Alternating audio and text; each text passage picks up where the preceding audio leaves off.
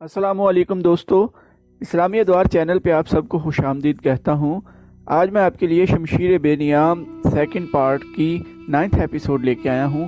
تو چلیے آئیے شروع کرتے ہیں۔ خالد رضی اللہ عنہ مجاہدین کے لشکر کو لے کر عین التمر کی طرف جا رہے تھے۔ انہوں نے دریائے فرات عبور کیا اور بڑی تیز رفتار سے دریا کے کنارے پیش قدمی جاری رکھی۔ انہوں نے دیکھ بھال کے لیے جو آدمی آگے بھیج رکھے تھے وہ اپنی اطلاعیں قاصدوں کے ذریعے بھیج رہے تھے۔ انبار میں خالد رضی اللہ عنہ اپنے ایک نائب سالار زبرقان بن بدر کو چھوڑ آئے تھے۔ عین التمر 10 میل دور رہ گیا تھا جب جاسوس اور دیکھ بھال کرنے والے دوسرے آدمی پیچھے آ گئے۔ انہوں نے خالد رضی اللہ عنہ کو اطلاع دی کہ ذرا ہی آگے ایک بہت بڑا لشکر پڑاؤ ڈالے ہوئے ہے، اور یہ لشکر فارس کا نہیں بلکہ بدوی قبیلوں کا ہے۔ اس لشکر کا سالار اعلیٰ عقا بن ابی عقا اور اس کا نائب حزیل ہے۔ خالد رضی اللہ عنہ نے اپنے لشکر کو روک لیا اور خود آگے دیکھنے گئے۔ انہوں نے چھپ کر دیکھا، انہیں کسریٰ کی فوج کہیں بھی نظر نہ آئی۔ یہ لشکر بدوی قبیلوں کا تھا۔ خالد رضی اللہ عنہ کا لشکر ابھی کوچ کی ترتیب میں تھا، جو دراصل ترتیب نہیں تھی۔ منزل ابھی 10 میل دور تھی۔ ابھی لشکر قافلے کی صورت چلا آ رہا تھا۔ عین التمر پہنچ کر شہر کو محاصرے میں لینا تھا، لیکن راستے میں ایک انسانی دیوار آ گئی جو مسلمانوں کے لیے غیر متوقع تھی۔ مورخوں نے ان قبیلوں کی تعداد نہیں لکھی سوائے اس کے کہ وہ تعداد میں مدینہ کے مجاہدین سے خاصے زیادہ تھے۔ عین التمر کی اپنی فوج اس تعداد کے علاوہ تھی۔ اس طرح مسلمانوں کا مقابلہ کم از کم 3 گنا طاقتور دشمن سے تھا۔ خالد رضی اللہ عنہ نے فوراً اپنے لشکر کو 3 حصوں میں تقسیم کیا۔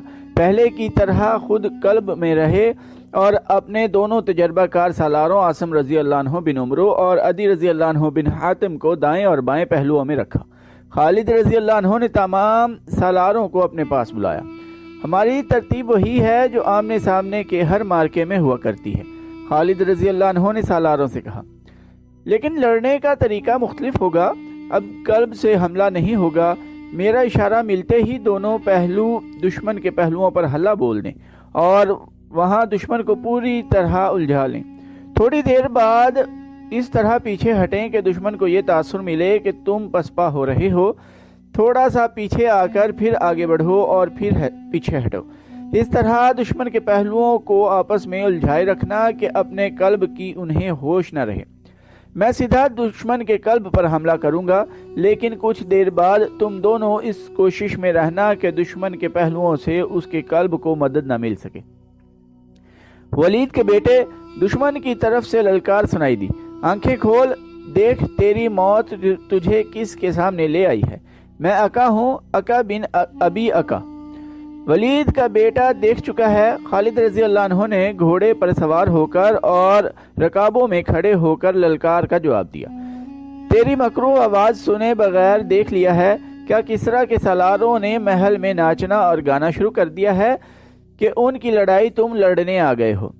ابن ولید، عقا کی للکار بلند ہوئی، کیا تو زندہ واپس جانے کا خواہش مند نہیں؟ میں زندہ واپس جاؤں گا، خالد رضی اللہ عنہ نے گلا پھاڑ کر کہا، خدا کی قسم تیرے سر کو تیرے جسم سے الگ کر کے جاؤں گا۔ خالد رضی اللہ عنہ اپنے سالاروں کی طرف متوجہ ہوئے۔ رب کعبہ کی قسم، خالد رضی اللہ عنہ نے کہا، میں عقا کو زندہ پکڑوں گا، پھر اسے زندہ نہیں رہنے دوں گا۔ تم سب اپنے اپنے دستوں تک پہنچو اور سب کو بتاؤ کہ آج تمہارا مقابلہ 2 فوجوں کے ساتھ ہے۔ ایک یہ فوج ہے جو تمہارے سامنے سیاہ پہاڑ کی مانند کھڑی ہے، اور ایک وہ فوج ہے جو شہر کے اندر ہے یا کہیں روپوش ہے اور نہ جانے کس طرف سے تم پر حملہ کر دے گی۔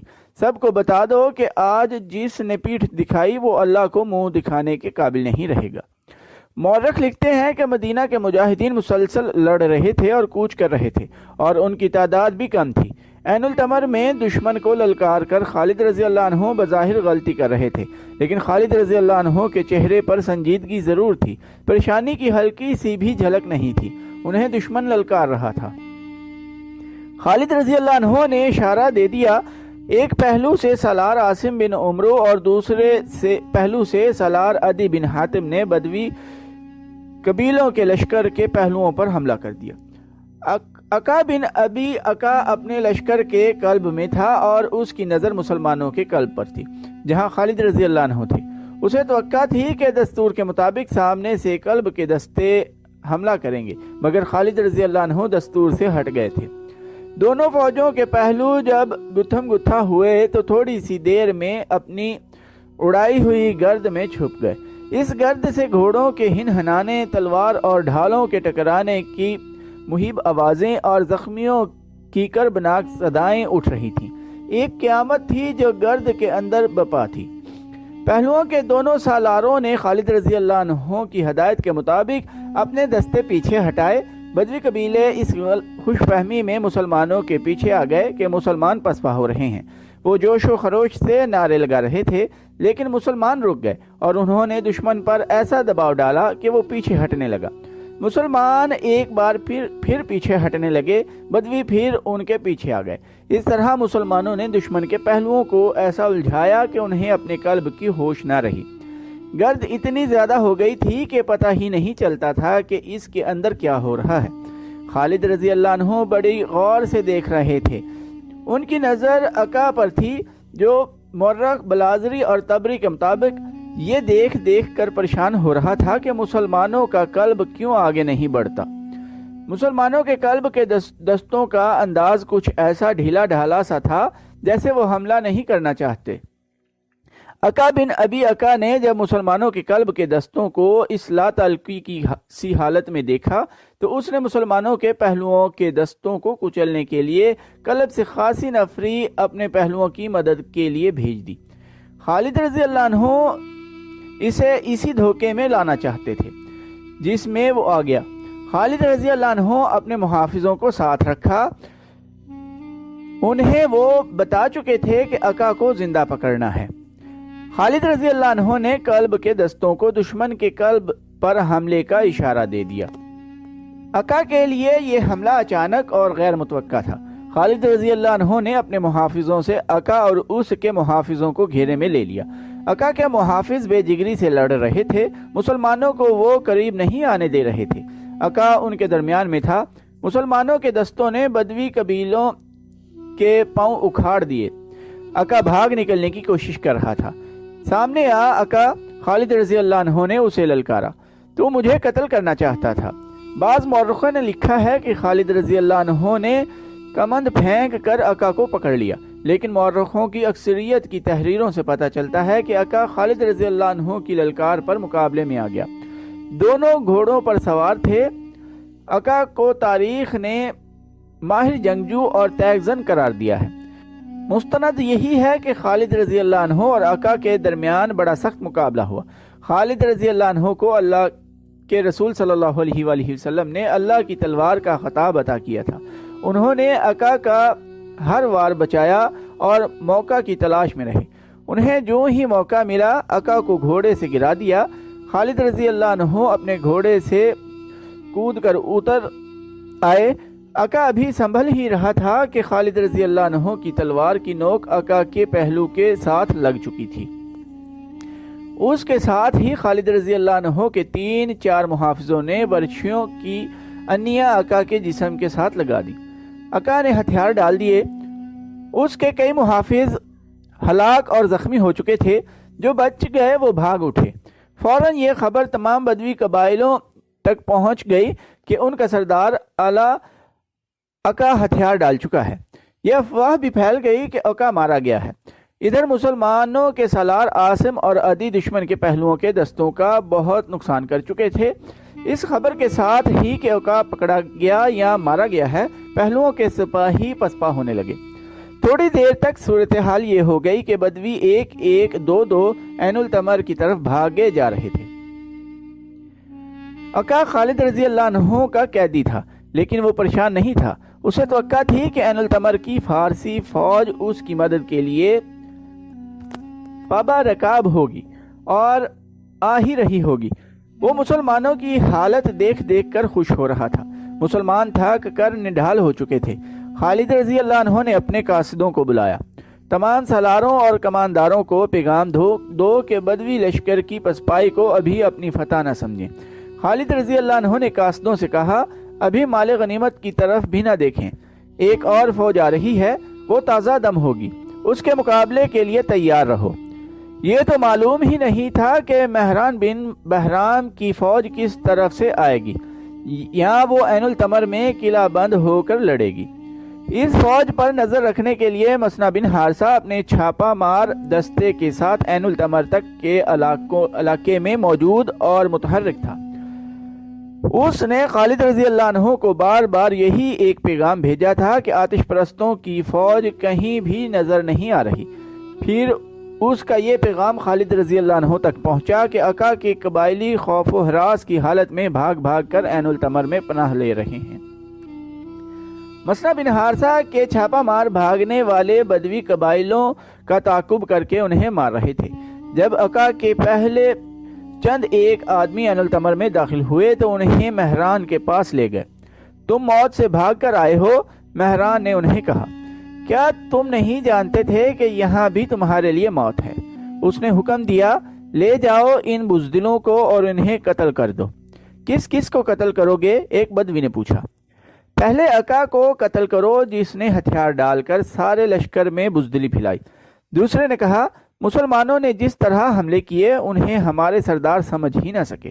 ایک اور نے کہا، انہوں نے میدان جنگ کی صورتحال ایسے رنگ میں پیش کی کہ مہران گھبرا گیا۔ مسلمانوں کے لڑنے کے جذبے اور جوش و خروش کو انہوں نے مبالغے سے بیان کیا اور بتایا کہ اپنا لشکر جو مسلمانوں کے ہاتھوں کٹنے سے بچ گیا ہے، شہر کی طرف بھاگا آ رہا ہے۔ تو کیا ہمارے لیے یہ بہتر نہیں ہوگا کہ ہم مسلمانوں کو وہاں لے جا کر کاٹیں جہاں ان کا دم ختم ہو چکا ہو؟ مہران بن بہرام نے اپنے سالاروں سے کہا۔ پھر وہ پسپا ہونے کے بھی قابل نہیں رہیں گے۔ کیا سوچ کر آپ نے یہ بات کہی ہے؟ ایک سالار نے کہا۔